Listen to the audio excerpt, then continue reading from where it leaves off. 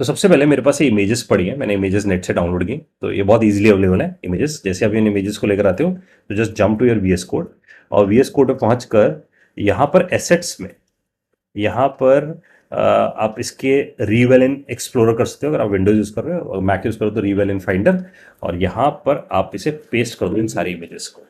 तो इसमें अगर आप वन बाय वन देखोगे तो आपको ऐसा दिखेगा जैसे कैक्टस की इमेज मिल जाएगी आपको, है ना। प्लेयर देखो, चलने की दो इमेज मिलेंगी, देखो ध्यान से देखना।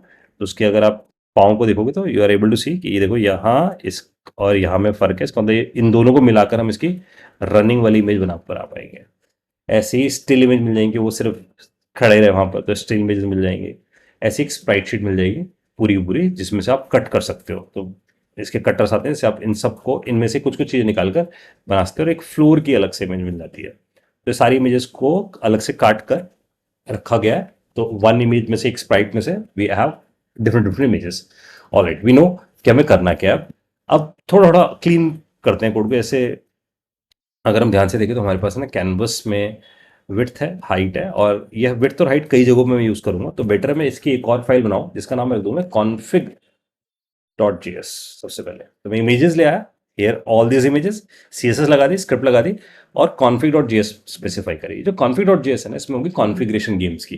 जैसे जैसे गेम की हाइट कितनी है, गेम की विड्थ कितनी है, कई जगहों पे यूज़ करना पड़ेगा इस फीचर को। जैसे प्लेयर को जंप कराएंगे तो हाइट पे जंप करेगा, फ्लोर लगेगा तो वो भी किसी हाइट पे जाकर सबसे नीचे जाके लगेगा। अगर मेरे पास कैक्टस आ रहे होंगे तो बिल्कुल विड्थ से आ रहे होंगे, बिल्कुल कॉर्नर से आ रहे होंगे। इसका मतलब ये है कि मैं हाइट विड्थ को कई बार यूज करूंगा, तो मैंने हार्ड कोड ना रखकर एक जगह रख लूँ, जब भी मुझे नीड होगी मैं उसी जगह से पिक कर लूंगा। तो आई डिसाइडेड कि मैं यहाँ पर गेम की विड्थ रख लेता हूँ कि कितनी विड्थ है और कितनी हाइट है। ऐसे ही गेम की हाइट भी रख लेता हूँ। तो गेम की हाइट कितनी है, अगर हम ध्यान से देखें यहाँ हम लोगों ने 900 300 कर रखा है, ये मैं यहाँ रख लेता हूँ। तो 900 एंड 300 ये लिख देते हैं। अब जब भी मुझे नीड होगी 900 300 की, मैं इन दो कॉन्स्टेंट्स को यूज करूंगा, और कभी भी चेंज करना हो यहाँ चेंज करूंगा, गेम में थ्रू आउट चेंज हो जाएगा, राइट। और इसको बिकॉज हम लोगों ने जो यहाँ पर बनाया है हाइट और विड्थ, ये दूसरी जीएस तक यानी कि बोर्ड की जीएस तक कैसे पहुंचेगा, इसके लिए हम यूज करते हैं फीचर ऑफ मॉड्यूलरिटी। तो हम यहाँ लिखते हैं एक्सपोर्ट।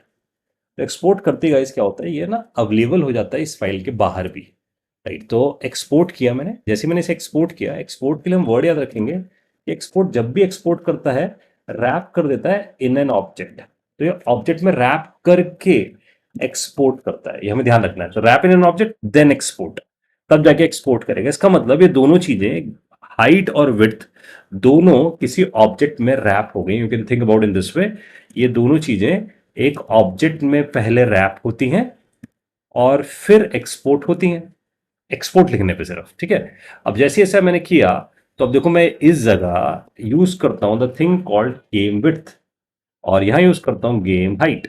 आप देख रहे होगे यहां पर एक इंपोर्ट वर्ड लग गया है, और इंपोर्ट पे करली ब्रैकेट लगा हुआ है। इसका मतलब मैंने उसे ऑब्जेक्ट में भरा था, तो मैंने उस ऑब्जेक्ट में से उसे डीस्ट्रक्चर कर लिया, निकाल लिया है। तो ऑब्जेक्ट में से आपने उसे डीस्ट्रक्चर किया and you get it this, height भी निकाल लिया, विड्थ भी निकाल लिया। और कहाँ से, कॉन्फिग डॉट जेएस में से। तो आपको बताना पड़ेगा ये कहाँ से आ रहा है, कॉन्फिग डॉट जेएस में से आ रहा है। कॉन्फिग डॉट जेएस कहाँ पर है, जिस फोल्डर में मैं हूँ उसी फोल्डर में, इसलिए डॉट स्लैश करके दिखा रहा है, राइट। तो हम लोगों ने game height game width from config dot JS specify कर दिया, और ये इसने निकाला। अब जब भी मुझे हाइट और विड्थ चाहिए होगी, मैं सिर्फ इन्हीं कॉन्स्टेंट को यूज करूंगा, हार्ड कोडिंग नहीं करूंगा अपने कोड में। So this is what we have clean this thing. और हमें इंपोर्ट एक्सपोर्ट के बारे में कुछ बात समझ में आती है। तो अगर हम देखें तो क्या इससे कोई फर्क पड़ता है हमारी एप्लीकेशन पे।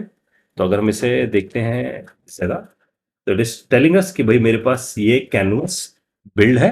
अब अगर इस कैनवस को मैं जैसा मर्जी अलाइन करना चाहता हूँ, तो लेट्स से गेम विड्थ की तरफ जाते हैं, और सपोज मैंने इसे बोला कि इसे 1200 कर दिया जाए। और फिर इसे एक काम करते हैं, इसे चेक करने के लिए ना एक बार सर्वर को मैं स्टॉप कर रहा हूँ, है ना। हाँ, ये चल नहीं रहा लेकिन आइडली, तो इसका मतलब ये कुछ फिक्स ले रहा होगा। मैं एक बार रन करता हूँ, आई नो इट कि ये चलेगा नहीं। इसे रन करते हैं अब, देखो कुछ एक इशू है। अब हम ध्यान से देखें तो इतना ये बड़ा दिखाई दे रहा है, और इसे आइडली क्या करना चाहिए था, इसे बड़ा दिखाना चाहिए था। तो बोर्ड पे जाता होगा, अगर हम यहाँ से देखें बोर्ड पे जाता होगा, और बोर्ड पे जाकर it is not picking this width and height, वरना वो बड़ी दिखती, 1200 के हिसाब से बहुत बड़ी दिखनी चाहिए थी। तो what is the problem in this. तो इसको देखने के लिए राइट क्लिक करो, इंस्पेक्ट करो, इंस्पेक्ट करके कंसोल पे जाओ, कंसोल पे जाकर you are able to see there would be an error. ये एरर आ रहा है, can not use import. Statement outside a module, वो कह रहा है इंपोर्ट में यूज नहीं करने दूंगा, आउटसाइड अ मॉड्यूल है। इसका मतलब है कि JavaScript by default import export नहीं देता आपको यूज करना। ये फीचर ECMA 6 ऑनवर्ड आया। ECMA 6 onward you have import and export, और इंपोर्ट और एक्सपोर्ट को यूज करने के लिए बस सिंपल सा काम ये करना है कि आपको जाकर index.html पे यहाँ लिखना है type module, that's it. Type module करते ही इंपोर्ट एक्सपोर्ट एनेबल हो जाता है। Now you are able to use ECMA 6 modules and here we go. यहाँ आपको दिखता है वो 1200 के हिसाब से बड़ा। तो इट मीन्स हम इसके हिसाब से इस बोर्ड को जब भी हमें इसकी डायमेंशन बदलनी है, वी जस्ट गो हेयर, यहाँ से मैं इसे undo करता हूँ, here it is 900 and here we go 900 दिखना शुरू होता है। जैसे हम उसे चेंज करते हैं हमें पता चलता है कैसे ये चेंज हो रहा है। तो वी अंडरस्टैंड कि हमें कॉन्फ़िग का फंडा समझ में आया। Config is like a settings of my game, तो मैंने अपने वहाँ पर सेटिंग्स रख दी है। जब भी चेंज करना होगा वहाँ से चेंज कर लूँगा। And I we are able to see ECMA 6 के मॉड्यूल्स को कैसे यूज करते हैं। और स्क्रिप्ट टैग में हमें एक एडिशनल चीज लिखनी पड़ती है, that is type module. Now it's time कि हमारे पास कैनवस तो आ गया, but now we want to display our player, we want to display our floor, we want to display our cactus. ये तीनों चीजें हमें स्क्रीन पे दिखानी है। We start with player, player से शुरू करते हैं, प्लेयर को दिखाने की बात करते हैं। तो प्लेयर के लिए वी आर हेयर, इस प्लेयर डॉट जेएस पे आते हैं। मैं आपको रिकॉल कराता हूँ, स्क्रिप्ट्स में प्लेयर डॉट जेएस बनाया गया था और यहाँ से प्लेयर की तरफ जाना है। तो बस सिंपल है, क्लास प्लेयर लिखो and here we go, class build हुई। क्यों बनाई क्लास? क्योंकि प्लेयर के पास प्लेयर की लोकेशन होगी। अब प्लेयर की एक लोकेशन होगी, देखो स्क्रीन पे प्लेयर कहीं ना कहीं तो दिखेगा। तो मैं ऐसा बोलूँगा कि लेट से मेरा प्लेयर यहाँ दिखता है ना, वो ऑफकोर्स वो डायनासोर होगा। तो अगर यहाँ दिखता है तो यहाँ ये वाला जो पोजीशन जहाँ से वो दिखेगा बनना शुरू होगा। मैं ऐसा इसलिए बोल रहा हूँ क्योंकि जनरली वो इमेजेस जो होती है ना रेक्टेंगल होती हैं guys। ना ऐसा नहीं होता कि वो सिर्फ उतनी उस आर्क में हो, इसलिए मैं बोल रहा हूँ इमेज जब भी आप नेट से डाउनलोड कर रहे हो वो जैसी होंगी रेक्टेंगल। तो इसका मतलब ये जो एरिया होगा this is called x coordinate. तो हमें पता है कंप्यूटर में ये पोजीशन 0 0 कोऑर्डिनेट है, तो ऑफकोर्स मुझे किसी एक्स पे से रखना पड़ेगा। जैसे अगर हम सोचे एक्स राइट की तरफ बढ़ेगा है ना, इस जगह बढ़ेगा, तो अगर वो राइट में बढ़ेगा तो एक्स की कोई वैल्यू होगी, लेट से 10 ऐसा मान लेते हैं। तो इसको तो मैं x10 रखूंगा। फिर मैं वाई भी स्पेसिफिक करूँगा, तो वाई कहाँ होगा? वाई बॉटम की तरफ होगा। तो कितना बॉटम पे? मैं बोलूँगा गेम की जो हाइट है, जो गेम की हाइट है उसमें से कुछ माइनस करके ले आओ प्लेयर को, तो यहाँ कहीं दिखना शुरू हो जाएगा, इसके नीचे फ्लोर आएगा। तो इसका मतलब मेरे को वाई कोऑर्डिनेट भी देना पड़ेगा। Why we need to compute, मैं उसे कंप्यूट करूँगा, इसके बेसिस पे मेरे पास वाई आएगा। हाइट देनी पड़ेगी कि there would be some height, there would be some width बतानी पड़ेगी, और साथ में इमेज बतानी पड़ेगी है ना। और उस इमेज को ड्रॉ करके आना पड़ेगा। ड्रॉ करने के लिए कंटेक्स्ट की जरूरत होगी। तो इतना सारे काम मैं करूंगा तो कहाँ करूँ? प्लेयर में करूँ, बोर्ड में करूँ। बोर्ड का काम सिर्फ वो वाला सेक्शन बनाता है, प्लेयर का काम प्लेयर वाला है, कैक्टस का काम कैक्टस वाला है। तो हम कहीं ना कहीं कोड के अंदर एक प्रिंसिपल भी यूज कर रहे हैं, that is called SRP, single responsibility principle. यानी कि एक क्लास या एक फाइल एक ही काम करती है, one file has a one reason to change. ठीक है, इसलिए प्लेयर में प्लेयर वाला रीजन होगा चेंज करने का, कैक्टस में कैक्टस वाला रीजन होगा, बोर्ड में बोर्ड वाला रीजन होगा, इंस्टेड ऑफ मिक्सिंग एवरीथिंग, जिससे कोड की रीडेबिलिटी, अंडरस्टैंडेबिलिटी, मेंटेनेंस सब खराब हो जाएगी। That's why we are creating a different class here. हम लोगों ने क्लास बना दी प्लेयर, और इस प्लेयर पे जाकर I will say constructor build कर देते हैं। और इस कंस्ट्रक्टर में आई स्पेसिफाई कि यहाँ पर एक एक्स कोऑर्डिनेट रख लेते हैं, मान लेते हैं 10। तो मैं रखा दिस डॉट एक्स। तो कंस्ट्रक्टर यहाँ पर स्पेसिफाई किया, दिस रेफर कर रहा है करंट ऑब्जेक्ट को जो भी हम बनाते हैं। तो दिस एक कीवर्ड है जो रेफर करता है करंट ऑब्जेक्ट को। कंस्ट्रक्टर तब कॉल होता है जब ऑब्जेक्ट बनता है। तो जैसे ऑब्जेक्ट बनाओगे कंस्ट्रक्टर कॉल होगा, नाम ही ऐसा है constructor, construct an object and constructor will be get call. तो दिस डॉट एक्स 10 रखा, फिर दिस डॉट वाई रखते हैं। अब वाई क्या होना चाहिए हमारे पास? वी थिंक अबाउट कि गेम की जो हाइट है उसमें से माइनस कर दो, मान लो एज्यूम कर लेते हैं, चलो माइनस कर देते हैं 60 पिक्सल, तो थोड़ा सा ऊपर आ जाएगा प्लेयर और दिखना शुरू हो जाएगा। तो this is the thought process कि मैं इससे आइडेंटिफाई करूंगा this dot y equal to 60, लेकिन थोड़ा सा ऊपर तो आया, लेकिन मैं इसमें ये भी आइडेंटिफाई करूंगा कि प्लेयर की भी तो अपनी एक हाइट होगी। जब प्लेयर की कितनी हाइट होगी ये पता लगाने के लिए आई विल स्पेसिफाई कि this is the player suppose. तो 88 इंटू 94 है, मतलब 88 विड्थ है, 94 उसकी हाइट है। तो आई विल से कि प्लेयर की हाइट है 94, राइट, विड्थ कितनी है? 88। तो आई विल थिंक अबाउट कि गेम की हाइट में माइनस कर रहा हूं 60, इससे बेटर मैं यहां लिख दूं दिस डॉट हाइट, उसकी हाइट ही माइनस कर, तो बिल्कुल नीचे दिखेगा प्लेयर। फ्लोर के लिए देखेंगे फ्लोर के टाइम पे क्या करना है, लेकिन वो बिल्कुल एज पे बिल्कुल नीचे से प्लेयर हमारा देखना शुरू हो जाएगा। तो एक्स हाइट विड्थ वाई सब हमने सेट किया। इसके साथ साथ दिस डॉट इमेज बना लेते हैं, एक इमेज यहाँ स्पेसिफाई करते हैं।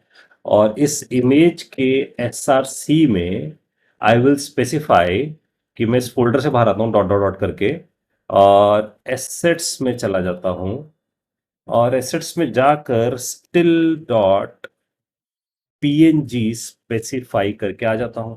तो क्या होगा देखो, जब प्लेयर का ऑब्जेक्ट बनेगा, कंस्ट्रक्टर कॉल होगा, x y width height image और इमेज का पाथ सब इसके पास आ जाएगा।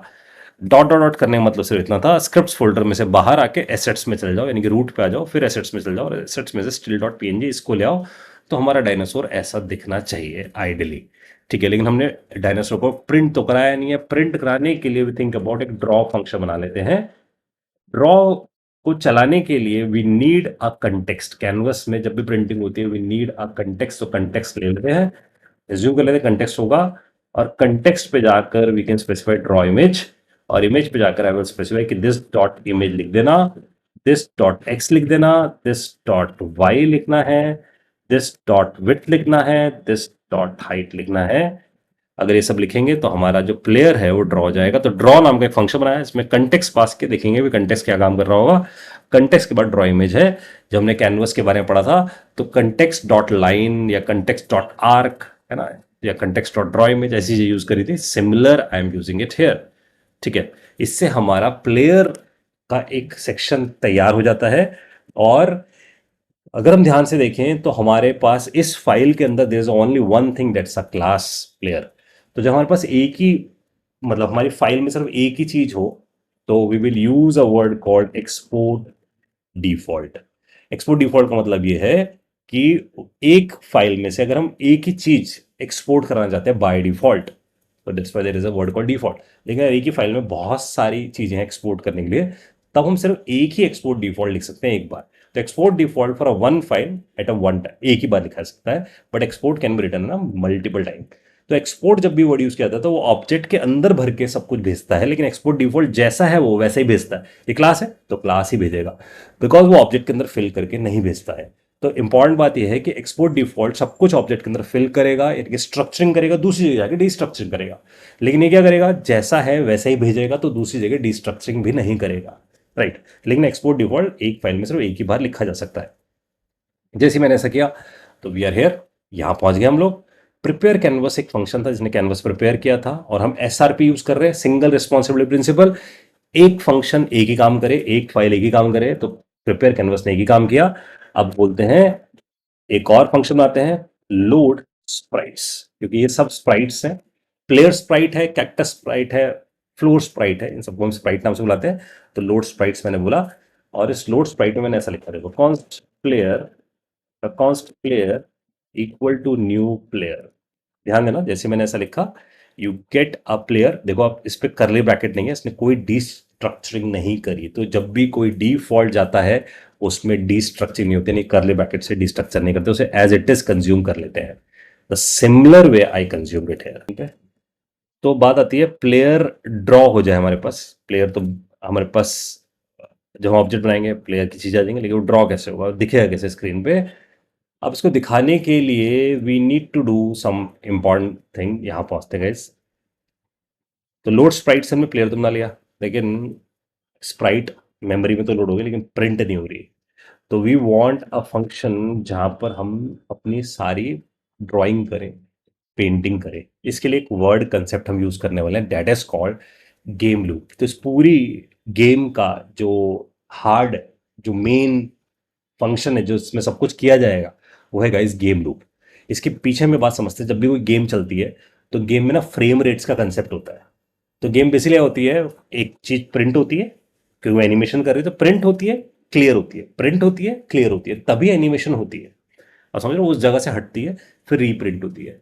तो इसलिए हमें यहाँ पर एक फंक्शन बनाना पड़ेगा, that is called game loop, जिसका जिसका काम होगा ड्राइंग करना। इसका मतलब प्लेयर स्क्रीन पे दिख रहा होगा ना, कैसे वो एक बार प्रिंट नहीं होगा, वो मल्टीपल टाइम प्रिंट होगा, one by one by one by one. तो लगातार वो प्रिंट होता रहेगा। तो हमें एक फ्रेम रेट डिसाइड करेंगे। फ्रेम रेट का मतलब ये हुआ कि अगर मैं किसी भी मॉनिटर बैठा हूँ जिसपे 60 हर्ट्ज के मॉनिटर होते हैं, 30 हर्ट्ज के होते हैं, फ्रेम रेट सबके डिफरेंट डिफरेंट होते हैं, तो मैं एक स्टैंडर्ड फ्रेम रेट सेट कर लूँ ताकि वो सब पे एक जैसा चले लगभग। इस मतलब मॉनिटर डिपेंडेंट ना बन जाए मेरे पास। तो we need a very special function that is called game loop. Loop word इसलिए क्योंकि लगातार घुमाता रहेगा हमारी चीज़ों को। तो हम गेम लूप नाम का एक फंक्शन यूज करेंगे जिसका रिस्पॉन्सिबिलिटी होगा to take care about the printing, कि प्रिंटिंग हमारे पास होती रहे। प्लेयर स्प्राइट, यानी कि प्लेयर जो है वो एक स्प्राइट है, या कैक्टस इज अ स्प्राइट, या फिर हमारे पास जो फ्लोर है इज अ स्प्राइट। ये सब तीनों चीज़ें प्रिंट होती रहेंगी, एनिमेशंस भी होती रहेंगी, वो भी रीप्रिंट होती रहेंगी। तो that is take care by a thing called game loop.